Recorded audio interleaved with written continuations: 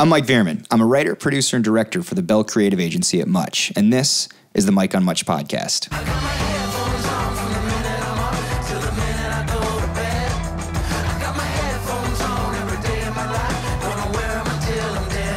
Welcome to week 2 of the Mike on Much podcast. I'm here with my producer and friend, Max Kerman. Hello, hello, hello. Week 2, we haven't been canceled yet. We haven't been canceled yet. That is true. Still don't have any shoes on. You're still wearing the headphones. You've been sitting here a whole week just waiting to do the next podcast. Yeah, I'm very excited. It's going to be a good show, Max. Yeah, you know, I'm feeling a little tired right now. I've had a long day. Why are you feeling tired, Max? Well, I met you at a bar last night on Queen Street. Our listeners don't need to know all the details of our lives, Max. So this is the problem, is we have this one friend, Dan Hamilton. And when Dan Hamilton, he works really hard, but when he wants to have a night, you know you're going to be hurting for the next, 2 days probably. Yeah, it's like you don't want to get on the Dan train, because when it leaves the station, it usually ends up going off the rails. But you can't help but get on the Dan train. Yeah, but he has this sort of enthusiasm for hanging out that is hard to deny. Like, I was coming in from Hamilton yesterday, and it was pouring rain outside. And I was about to turn around and just stay in for the day. But then I just thought of Dan's, smiling face. And I said, all right, we got to go. So then we met up with you. Yeah, you guys met up with me. It was my friend Ryan's birthday party. This is all very insider. Like, Ryan, Dan, what? Who are these people? Why are they drinking all the time? So for episode 2, we have a treat for you guys because on this episode, we have singer-songwriter Frank Turner. Frank Turner is like English royalty. He played the Olympic Games back when London hosted a couple years ago. That's true. But he hates the Queen, I think. That's the impression I get. Well, Frank, I will say, was very, he's sort of known for being quite opinionated. But one thing he definitely is very charming. Oh, yeah. This is the problem with Brits. When I go over there, everybody's very charming to me. Yeah. Why is that a problem? Well, because I don't know if I should trust them or not. Like, for instance, Hugh Grant. Yeah. See? That guy's charming my pants off. Right. He's soliciting prostitutes, though, too. Your pants aren't the only ones coming off with his charms. By the way, that's a very modern reference, Hugh Grant. What year did that happen? Like 94, 93. He had to go on Jay Leno to apologize. That's how old that reference is. Well, but the point remains the same, though.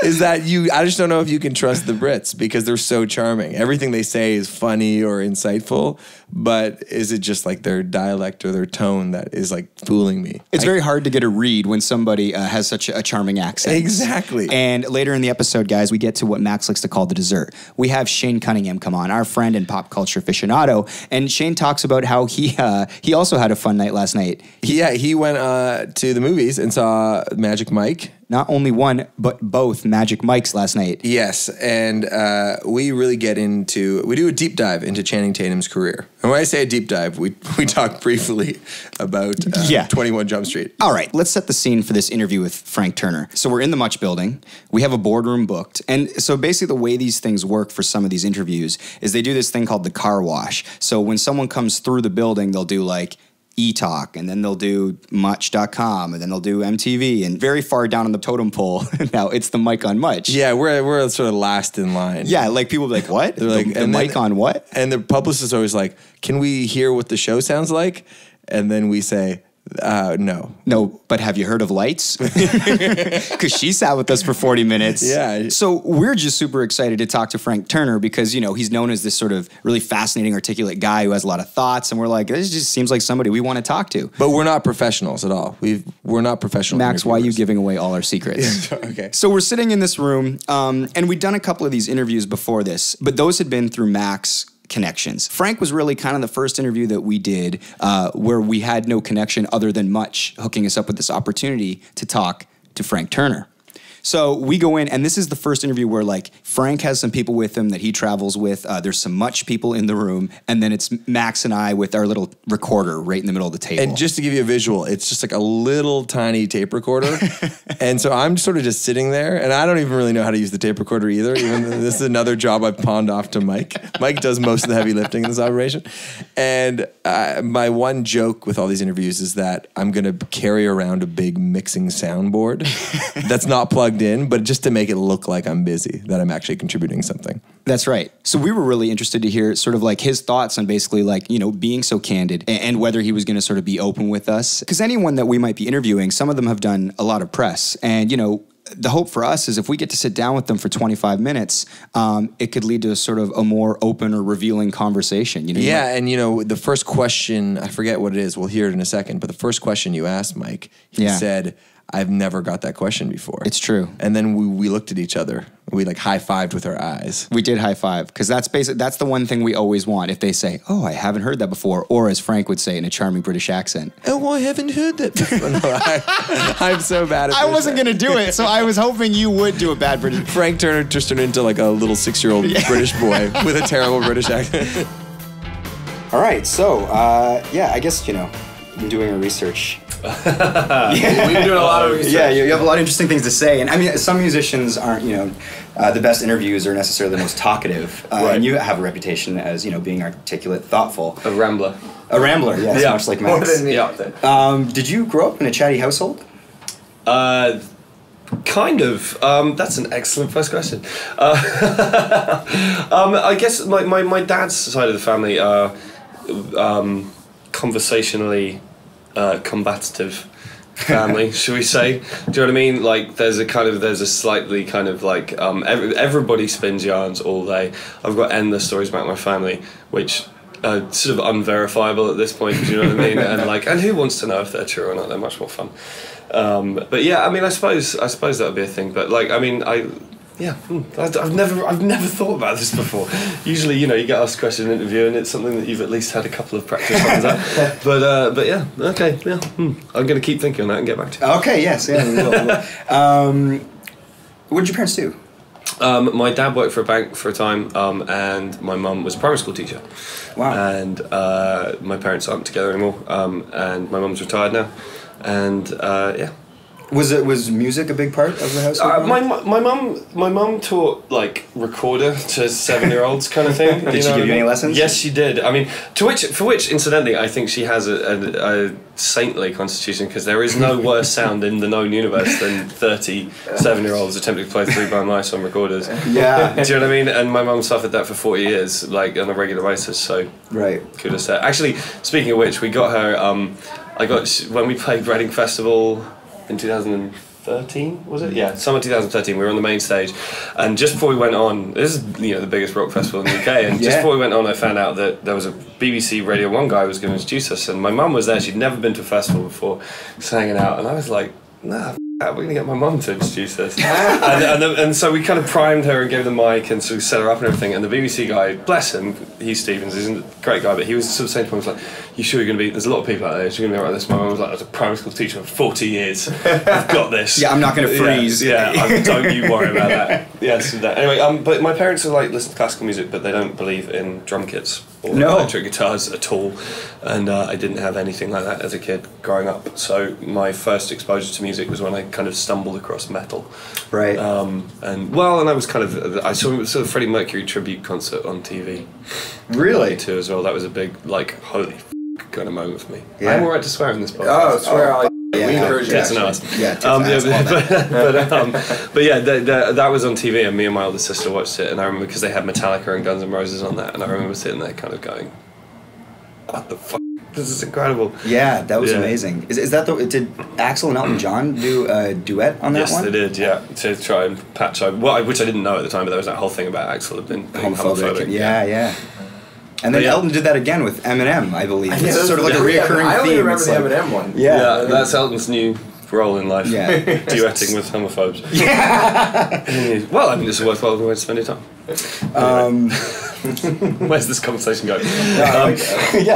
We'll go anywhere. With you're saying you came to metal. Did that happen naturally? Was there somebody that kind of brought it to you?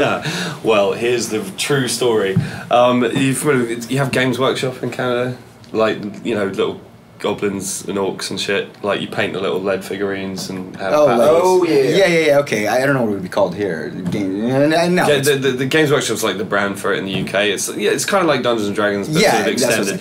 That kind of vibe. I was really into Games Workshop. I had an undead army. I had an Ultramarine space army.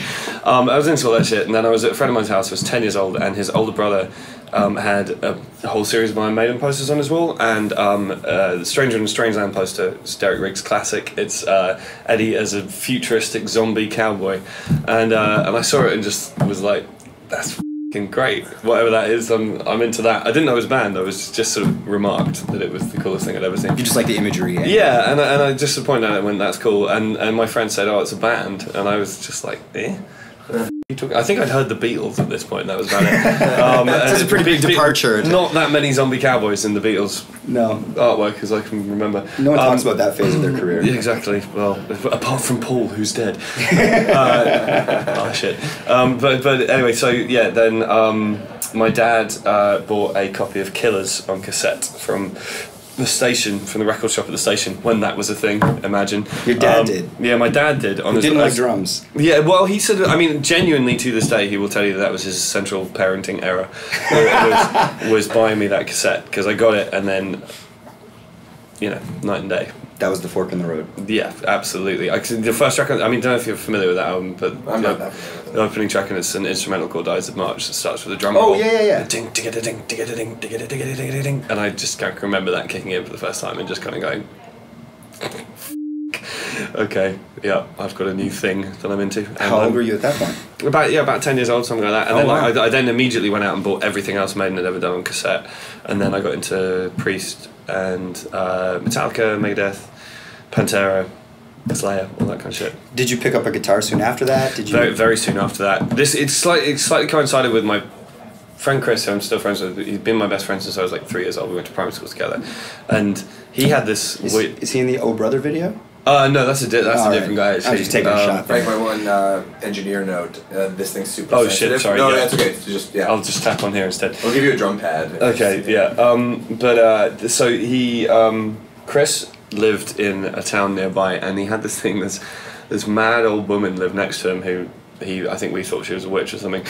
We never talked to her. She was a scary old woman. And then around this time, she died, and in her will, she left the nice young boy next door 500 quid, which when you're 10 is loads of money. Wow. And he got into metal stuff as well, and he went and bought a drum kit, and then basically kind of like sort of not bullied me, sort of suggested repeatedly over a period of time that I should get a guitar so that we could jam. And then, I'm sure you have the same thing here, like from like department stores, you get like a starter pack with like a black and white Strat copy and a 30-watt amp and a lead. Yeah. And then like Burt Whedon's Play in a Day book as well. And I got that, and then, I started playing. Did it come naturally or easy or?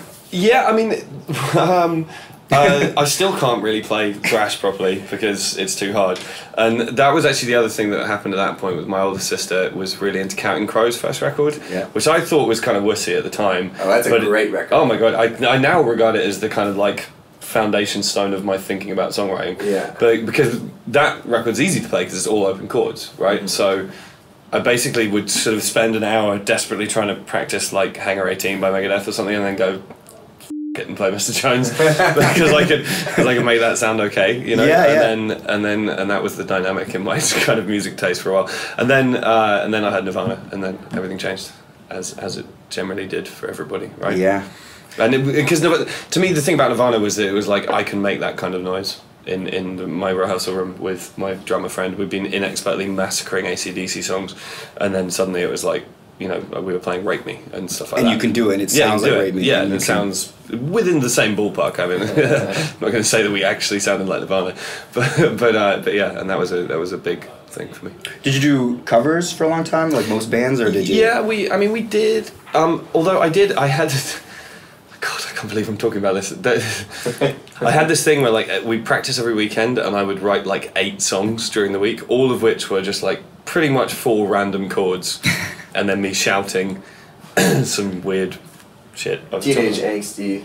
Yeah, I remember we had a song called Bombardment that was about blowing up cities. That was pretty good. There was a guy called Toby playing in the band as well, who initially had a second guitar because we hadn't yet twigged that the bass was a different instrument to a guitar. And then I remember we were like watching live videos of stuff and kind of going, that guy's got a there's less strings on that one. Like, so something funny going on here. And then we asked Chris's uncle, I'm telling you mad stories in this.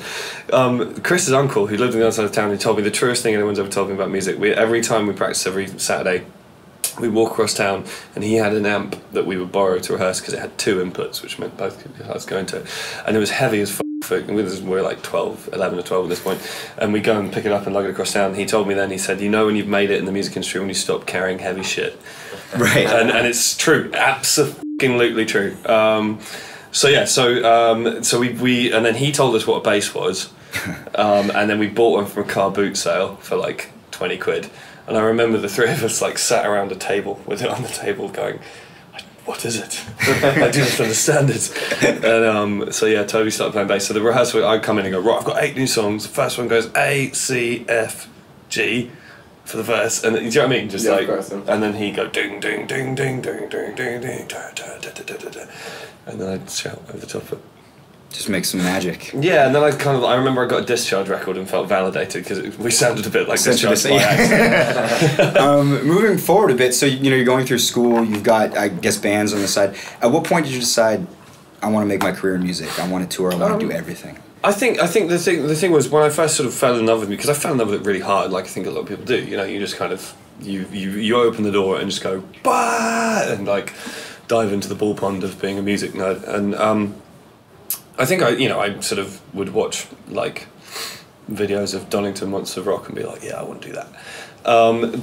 Punk rock was a big thing for me, like Vine Nirvana, and then Green Day and Offspring was Green Day and Offspring from, I mean, I'm 33, and Smash and Dookie were like, I remember I was on holiday and I met a girl, and she was wearing a Korn t-shirt, and I was kind of into Korn at the time, and I went and said hi, and she said, you don't want to be into Korn, and she gave me a cassette that had Black Flag first 4 years and Minor Threat discography on it, and that was just like, oh wow, okay, things just got interesting, and started listening to Pennywise and all that sort of Fat Wreck stuff, and then you get into the whole like DIY culture and everything, and started going to shows in London and finding out about the punk scene. And was that appealing to you, the DIY? It's like, we can do this myself. Like, did you like because a lot of punk bands and DIY, you're essentially becoming an entrepreneur while also trying to be creative and being in a band.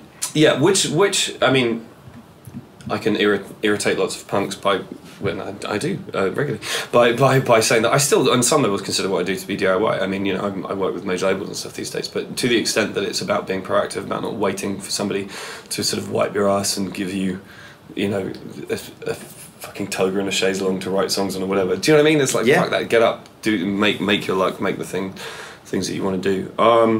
So yeah, and entrepreneur I think is exactly the right word, and I'm kind of proud of that aspect of what I do. But yeah, I mean, I think I probably wouldn't have put it in those terms when I was younger, because I was into the whole like anarchist punk thing, like Propaganda was a big deal for me, still is. And yeah, that I remember started going to hardcore shows in London. I remember sick of it. Agnostic Front was the first hardcore show I ever went to, and then I went to Straight Edge, age 16. And then did you, when you did go Straight Edge at 16, I mean, I guess like most people at 16, did you buy in, did you believe it, like with all your hell yeah, I used to X up at school and shit and then get told off drawing on my hands, shit like that, and then I got really into hardcore for a long time, like played in hardcore bands, and that was kind of my first sort of proper like practical foray into musician. When you were going, as it became sort of a thing that you were doing full time, did your parents, support it? Who had obviously very traditional jobs, were they? When I was at school, I was in a band called Knee-Jerk, and that fell apart when we left school. Then I was in a band called Million Dead for 4 years. My parents, but this is like aged like 19 to 23 thereabouts, and my parents were kind of like sort of humming and ahhing from the sidelines kind of thing, you know what I mean? But then when that broke up, I think they were both kind of like, cool, and now you're going to cut your hair and get a job kind of vibe, you know what I mean? And did you contemplate that when the band broke up? I mean, because that band was pretty prominent. You guys had a following. We did our farewell tour. We did kind of, sort of 400 or 500 people a show kind of thing around the UK.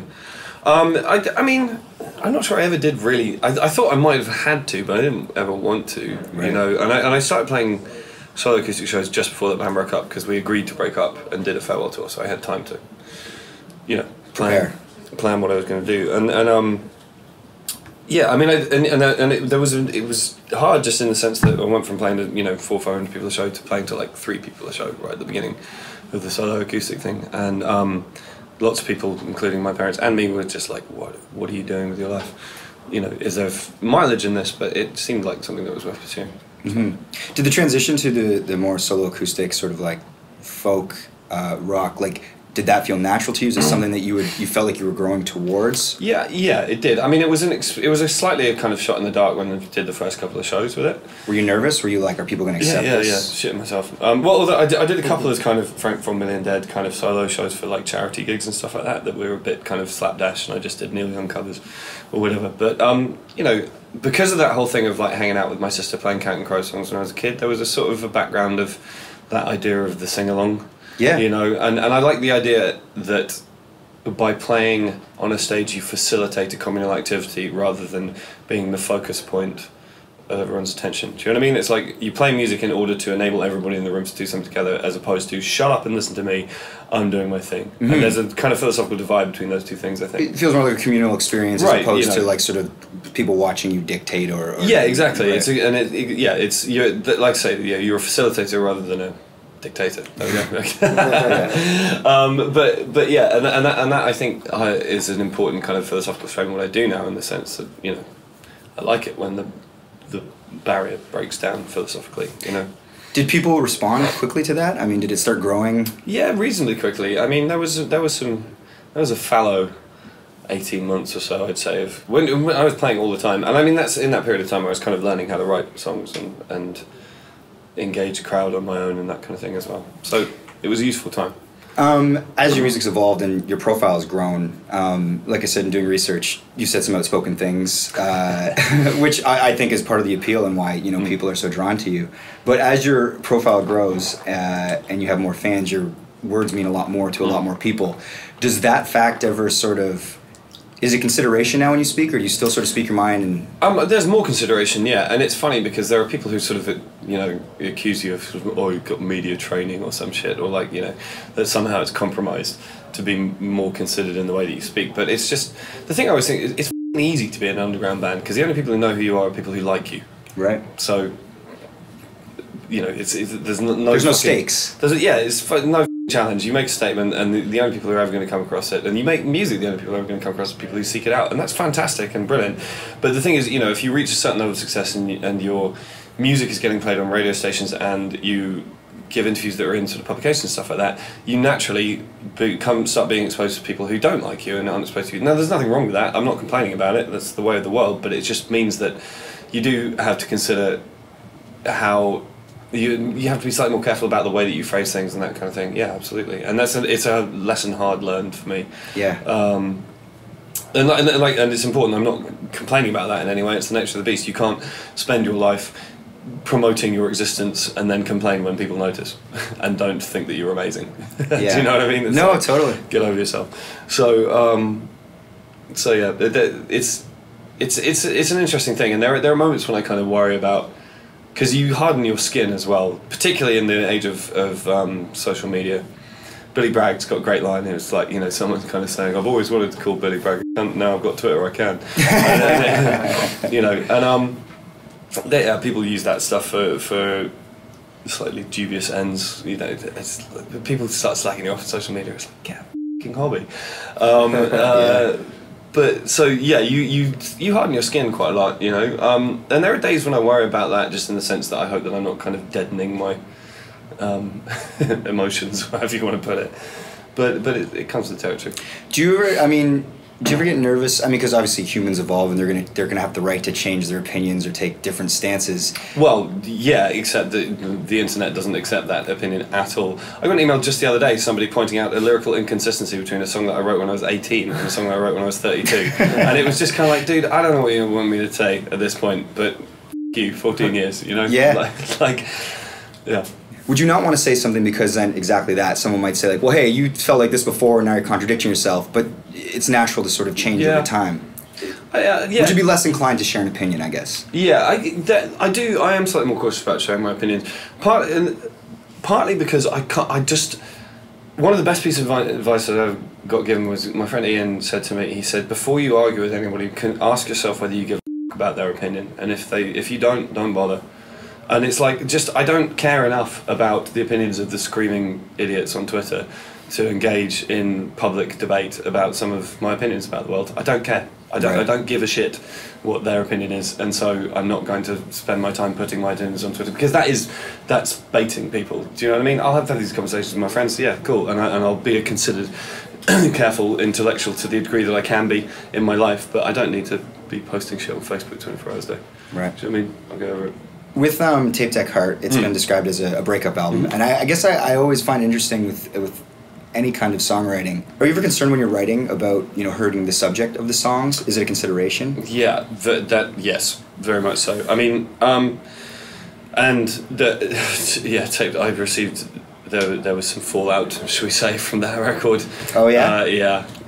Which I don't feel good about at all, because I tried to write as honestly as I could about the situation. I think one of the motivations for Take That Heart was the idea of writing a breakup record from the point of view of the perpetrator rather than the victim, because it strikes me that every breakup record I could think of was written from the point of view of the victim. Woe is me. Yeah, woe is me, I got shat on, kind of thing. And it's like, well, somebody somewhere's being the bad guy in all of these. Where's their albums? Right. And I went through this horrible breakup that was largely my fault, and I thought it would be interesting to try and write about that honestly. But in so doing, you kind of, encapsulate what are arguably sort of private emotions and statements and feelings and that kind of thing. Saying it's largely my fault, was that like something that you put on yourself, a personal opinion, or is it sort of agreed that it was your fault? I think it's agreed that it's my fault. I think we could happily shake on that one.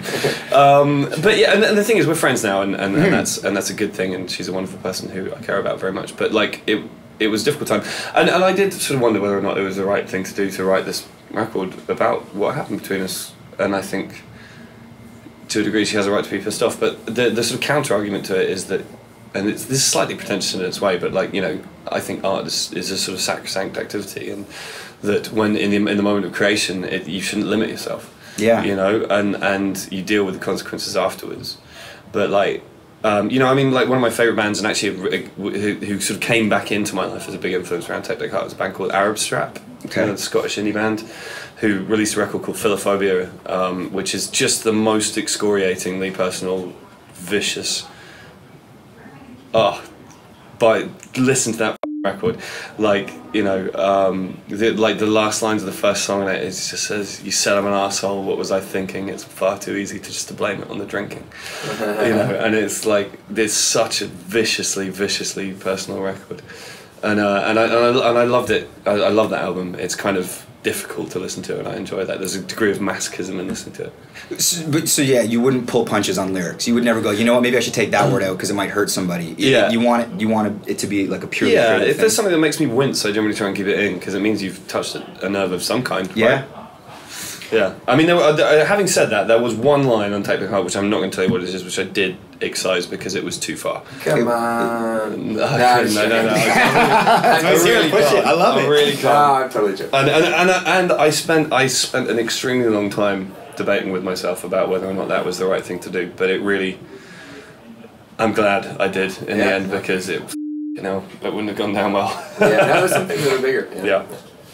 And then I guess the same question applies to, so you have a memoir, The Road Beneath My Feet. Yeah. So I guess for a memoir, do you draw a line at, I won't share this, is this pertinent information, or are you like, I'm putting it all out there? Yeah. The thing about the book is it's a tour memoir, so it's about touring. Is it is it about shows? Each entry is a write up of a show, and I mean it talks about the things that are happening around the show, obviously, and there's anecdotage in there, and it'll be like, I just finished recording this record, and that's why we were doing this, and blah blah blah.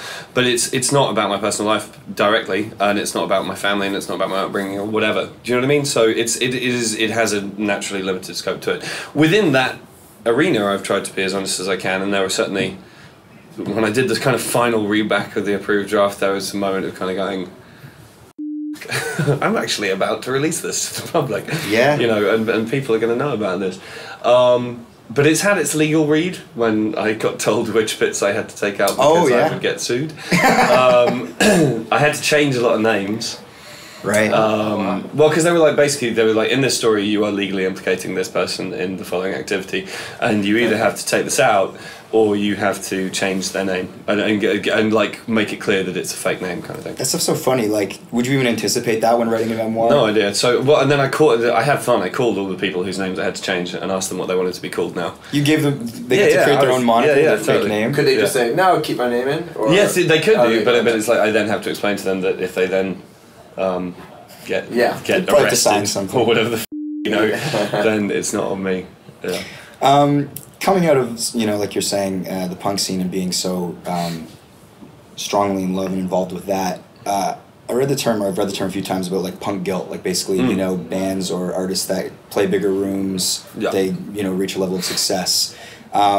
Do you or have you ever struggled with that going? Yeah, I mean, this is a line that I've trotted out before, but like I always think punk rock has much in common with Catholicism. Like if you're kind of born into it, like you can be an ex-Catholic, but you're never like a non-Catholic. It's sort of somehow seeps into your DNA, and the same is entirely true of punk rock. No matter how far you got away from it, if punk was the thing you fell in love with when you were a kid, there's always a little part of your brain wondering what Ian MacKaye would do in any given situation. Yeah. You know what I mean? And within that, I love it and I hate it at the same time, because I think it gives you a pretty good moral framework for approaching the world. And I think the idea of punk scenes is a really interesting and strong way for kids to grow up. I mean, I don't have kids, but I like to think that if I did, the idea of my kid being involved in a punk scene between the ages of about 16 to 18, it's kind of an interesting sort of like Petri dish way of getting to grips with the ideas of having your own morals and things that you stand up for. And do you know what I mean? Yeah. I think there's something good in that. But yeah, when it becomes restrictive and cliquey, I get very disinterested very quickly in punk rock, And I mean, it's been years. I mean, the very first time somebody called me a sellout was when I did a tour in a van that had seats in it. Right. We pulled up at the rehearsal space where we were, and we've been touring in transit vans with just the gear packed in the back, and you lie on top of the gear. And then we got big enough to have a van that had like 4 seats in it, and it pulled up, and the dude running the place was like, "Man, you guys think of Motley Crue or some shit." Because even at the time, I was kind of like, pretty sure Motley Crue don't tour in vans. They're doing all right. Jets, actually. Yeah, totally. But I mean, in a way, that was kind of like cool. Got that whole sellout shit out of the way painlessly. If that's where the bar is, I'm glad to have stepped over it. Yeah. Do you become like sort of numb to that accusation as time goes on? Well, you do. There's a day that I'm looking forward to, which is okay. So I started going to I did my first tour when I was 16, which is now coming up for 17 years ago, which means that if I get given narky shit by a 17-year-old, I can say, I've been touring since before you were born. Yeah. Off. And as time passes and that kind of age limit rises, it's such a great comeback. Do you know what I mean? It's kind of like, I have been on the road since before you were born. And you're going to tell me what punk rock is and isn't, but then the thing about it is like I was kind of shitty and cliquey and judgmental when I was a 16-year-old punk kid. It's part of the nature. Yeah, and I probably made narky online. I mean, social media wasn't what it is then, but there were forums and shit. Probably made narky comments about someone like Billy Joe Armstrong, who would have turned around and said exactly the same thing. You, I've been touring since the early 80s, what would you know about anything? Mm-hmm. So there's a degree to which it's part of the life cycle of a punk person. You go from being narky and judgmental to being older and wiser about it and sighing when kids are narky and judgmental to you. But you've been touring, like you said, for so long, and touring and writing and releasing records has been such a big part of your life. Do you see, something else? Like, is there anything you're interested in outside that you'd want to do going forward in music? With politics, education, anything? I mean, I'm interested in the idea of writing more. I mean, my major emotion on finishing the book that I've just done was like, I could do better than this. Oh, like, right. Not necessarily on that particular subject, but like, I've got some vague ideas of things I might try and write about. Although I now have quite a lot more humility about how difficult it is to write a book, because I was like, yeah, it's going to be easy. No, writing books is hard. So there's that. I'm a proud flag waving monomaniac for music. I don't really care that much about anything else, and I'm happy with that. love rock and roll. It's all I do is listen. In my spare time I read books about music and I watch documentaries. I've recently been like trying to learn more about like classic country, like Louvin Brothers, George Jones, shit like that, because there's a gap in my knowledge, so doing that. And then I've recently read this absolutely incredible book about post-punk, and I've been listening to like Throbbing Gristle and shit like that as well. So, you know, and I'd happily die as a man who just listened to a shit ton of records, and that was the sum total of my achievement in life. Okay. That's fine. I'm down with that. With consuming so much music, are there 2 records that we might not be familiar with that you're listening to right now that you're loving? Yeah, there are. Can you narrow it down to 2? Yeah, right now. Well, right. If we're talking about records I'm listening to right now, that makes it much easier. There's a band called Field Report. They've just released a second record called Marigold, and I'm about to drop a massive clanger of a name, so forgive me for this.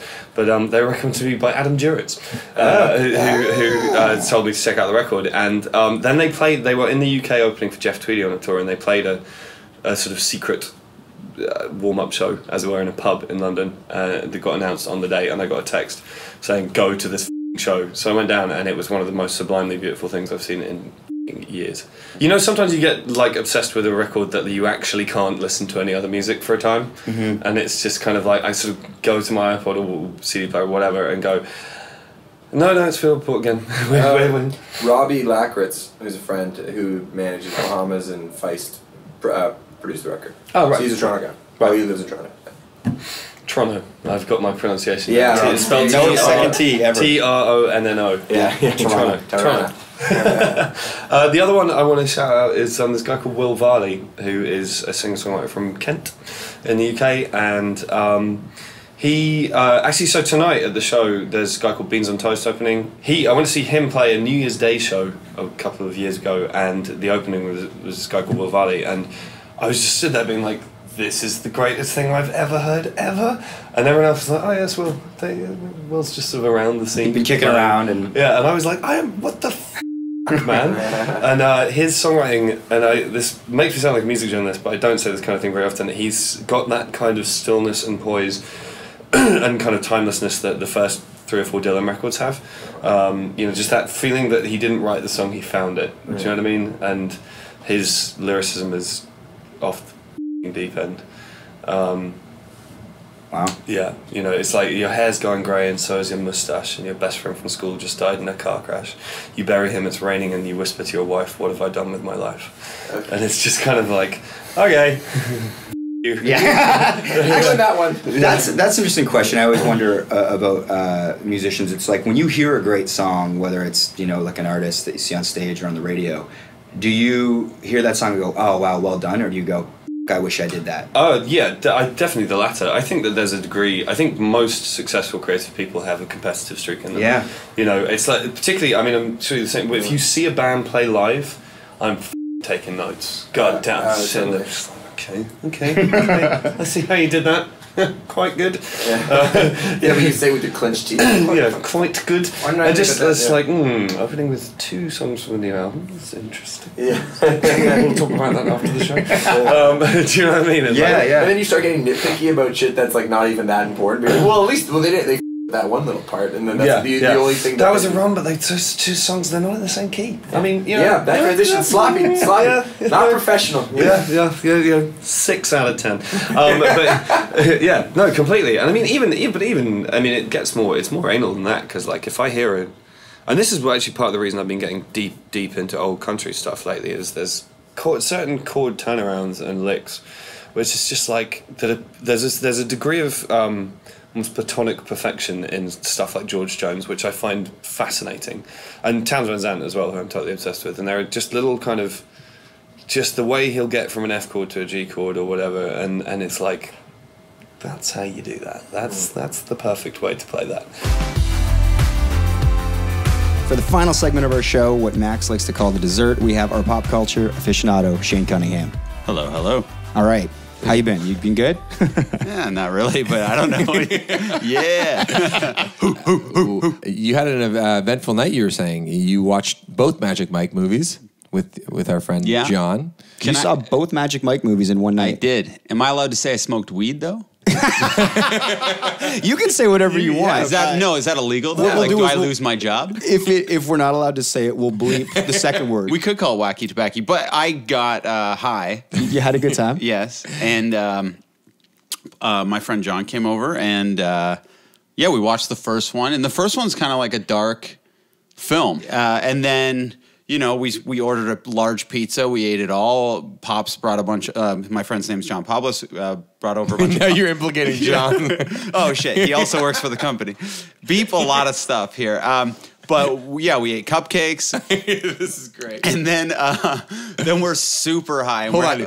Wait, I gotta Where'd stop you get the saying high. cupcakes? He had a what? You know how when you get married, you have all these parties, like a bridal party or something. Yeah. There was one of those parties and all the leftover cupcakes. They were in the shape of brides. So weird. Yeah. So you and John are sitting at your place. Yeah, eating bridesmaids parties cupcakes or whatever they're Bridesmaids called. cupcakes because Yes. John's getting married. Yes. All right. So then And we're watching Magic Mike's. watching Magic Mike, and we're having the best time, like laughing our asses off.